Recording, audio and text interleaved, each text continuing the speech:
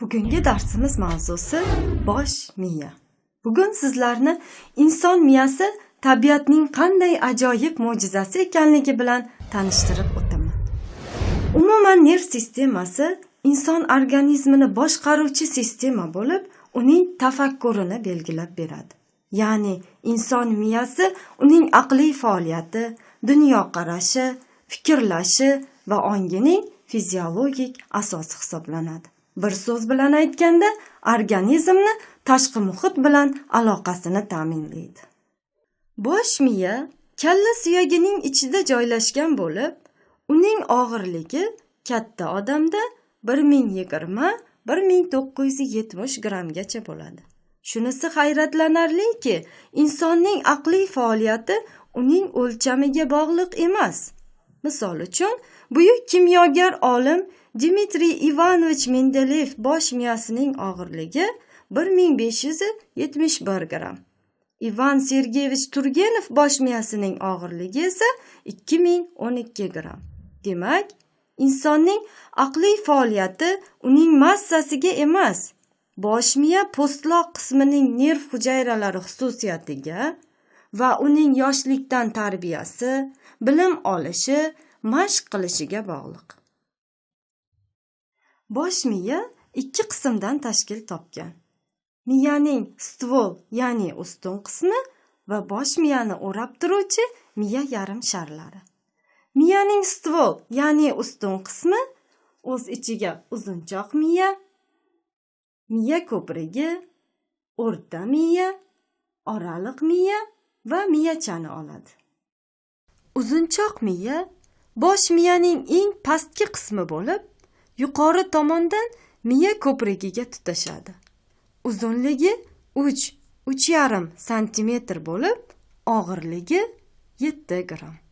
Uzunchoq miya nafas olish, ovqat hazm qilish va qon aylanish kabi sistemalar ishini boshqarib, uning shikastlanishi nafas olish va yurak ishining to'xtab qolishiga sabab bo'lishi mumkin. Miya ko'prigi uzunchoq miyaning ustki qismida joylashgan bo'lib, yuqoridan o'rta miyaga va yon tomondan miyachaga tutashib turadi. Miya ko'prigida inson tanasida ko'z soqqasining harakatini va yuzdagi mimika muskullarining harakatlantiruvchi nerv markazlari joylashgan. O'rta miya ko'prigining yuqori tomonida joylashgan. Unda 4 ta tepalik bo'lib, bu tepalikning oldingi ikkitasida postloq osti ko'rish, orqadagi ikkita tepalikda esa postloq osti eshitish markazi joylashgan. Bosh miyaning mana shu o'rta miya sohasida ovqatni chaynash va yutish reflekslari, ko'rish, eshitish, qo'l barmoqlarining nozik harakatlari va muskullar tarangligini ta'minlovchi nervlar joylashgan. Oraliq miya o'rta miyaning yuqori qismida joylashgan bo'lib, yuqori tomondan bosh miya yarim sharlari bilan qoplanib turadi. Oraliq miya ko'rish do'mbog'i va do'mboq osti sohadan iborat. Miyacha inson tanasidagi turli xil harakatlarning asosi bo'lib, bosh miya katta yarim sharlari ensa bo'lagining ostki qismida joylashgan. Og'irligi 150 gramm. Agar miyacha zararlansa, tana muskullari bo'shashadi va odam tik turish, yurish, sakrash, yugurish kabi mashqlarni bajarishi qiyinlashib, mast odamga o'xshab gandiraklab harakat qiladi. Demak, siz tanishgan ushbu miya qismlari uning stvol, ya'ni ustun qismini tashkil qilib, uning umumiy og'irligi turli tirik organizmlarda bir-biridan farq qiladi. Masalan, kuchukda 100 gramm, maymunning gibbon turida 89 gramm, gorillada 400 gramm, otlarda 500 gramm va mushuklarda 31 gramm. Miyaning ikkinchi qismi bo'lgan bosh miya yarim sharlari bosh miyani yuqori tomondan qoplab, uni himoya qilib turadi. U o'ng va chap yarim shardan iborat bo'lib, qadoqsimon tana yordamida bir-biridan ajralib turadi. U kulrang moddadan tashkil topgan tashqi qavat va oq moddadan iborat ichki qavatdan tuzilgan. Uning qalinligi 2,5–3 millimetr.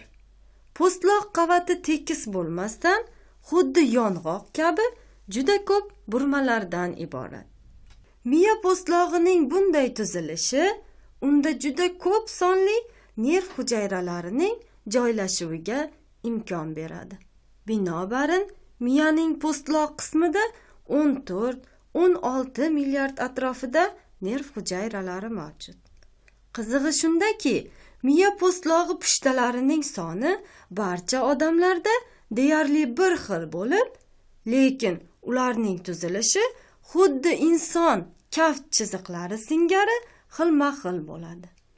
Agar miya yarim sharlarining bunday pushta va egatlari yozib chiqilsa, umumiy sathi 1468–1670 santimetr kvadratni tashkil qiladi. Bosh miyaning yarim sharlari hujayralarning bajaradigan funksiyasiga ko'ra po'stloq sathi 3 ta zonaga bo'linadi. Birinchisi, sezish zonasidagi hujayralar barcha sezgi organlarining oliy markazi bo'lib, teri, ko'rish, eshitish, hid va ta'm bilish kabi sezgi organlari retseptorlaridan impuls qabul qiladi.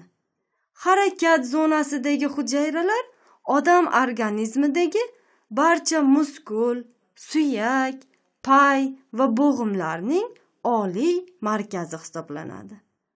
Assotsiativ zona hujayralari esa miya po'stlog'ining turli qismlaridagi nerv markazlarini bir-biri bilan bog'laydi. Bu zona hujayralari sezish va harakat zonasidan kelgan impulslarni analiz va sintez qiladi. Bosh miya yarim sharlarining po'stloq qismi bir nechta bo'limlarga bo'linib, bu bo'limlarning har biri inson organizmida ma'lum funksiyalarni bajaruvchi markazlar hisoblanadi. Bular peshona, chakka, tepa va ensa. Masalan, po'stloqning chakka qismi eshitish, ensa qismi ko'rish, tepa qismining oldingi markaziy qavati harakat, orqa markaziy qavati sezgi, peshona qismining ostki sohasi hid bilish markazi hisoblanadi. Eng ahamiyatli tomoni shundaki, bosh miya yarim sharlari po'stloq qavati odam oliy nerv faoliyatining fiziologik asosi hisoblanadi. Ya'ni insonning fikrlashi, ongi, eslab qolishi, bilim olishi, muomala madaniyati va serqirra dunyoqarashini belgilab beradi. Shu o'rinda e'tiboringizni inson miyasi haqida qiziqarli faktlarga qaratmoqchiman. Miya ish faoliyati uchun shunday energiya kerakki, uning quvvatidan 10 vatli lampochka yoqish mumkin. Miyaning 80% suvdan iborat. Shuning uchun miyaning o'zi og'riqni his qila olmaydi. Bosh og'rig'i esa miya qon tomirlarining siqilishidan yuzaga keladi. Miyadagi neyronlarning umumiy soni 100 milliard atrofida. Miya qon tomirlarining umumiy uzunligi 560 kilometr. Qon aylanish sistemasiga kiradigan kislorodning 20% miya faoliyati uchun sarflanadi. Hozirgi kunda hayotimizni uyali aloqa vositalarisiz tasavvur eta olmaymiz. Ana shu uyali aloqa vositalarining inson organizmiga, ayniqsa voyaga yetmagan bolalar miya faoliyatiga nechog'lik salbiy ta'sir qilishini bilasizmi? Ya'ni Uyali aloqa vositalarining elektromagnit nurlari miya faoliyati va uning strukturasiga keskin ta'sir qiladi. Olimlar tomonidan aniqlanishicha, bu elektromagnit to'lqinlar bosh miyada shishning paydo bo'lishiga olib keladi. Elektromagnit nurlarining zararli ta'siri haqida shifokorlarimiz nima deydi? Mana Shvetsiyada o'tkazilgan tadqiqotlar natijasiga ko'ra 10 yil davomida telefon bilan foydalangan insonlarda boshqa foydalanmaganlarga nisbatan 4 barobar ko'p quloqda o'simtalar paydo bo'lishi isbotlangan. Yaponiyadagi tekshiruvlar esa allergiyani juda ham ko'paytirib yuborishini isbotlab berishgan.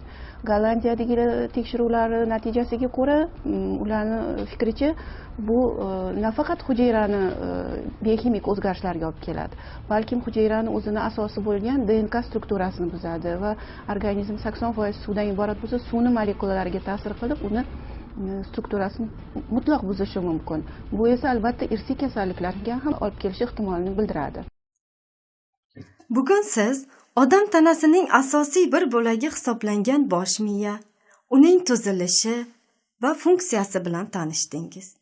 Bugungi darsda olgan yangi bilimlaringiz sizning bilim doirangizni va dunyoqarashingizni kengaytirishiga ishonaman. E'tiboringiz uchun rahmat.